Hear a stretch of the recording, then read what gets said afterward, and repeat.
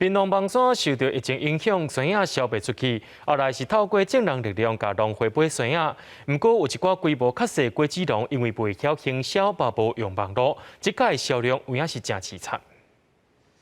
你讲钓鱼啊，钓落哇，因为钓，伊就是挽袂去嘛。规山坪果子树的山影已经大粒，果子农线袂复挽。这位住房山的赖姓果子农，因为一家伙仔5个人，有3个人咧隔离，剩伊个上细汉的查某囝，这一架外的果子园只好专交予伊一个人采收。自己一个人采啊，自己一个人不能这样子啊，因为现在你要请工人帮忙的话也不好请啊，人家不敢来啊。啊，还好是有我好朋友，没有他上来帮忙我。若请无工，即马嘛无人敢来收山影。房山有困难的果子农，毋若伊，真侪小农厝内甲仓库嘛满满拢是山影，还袂出货。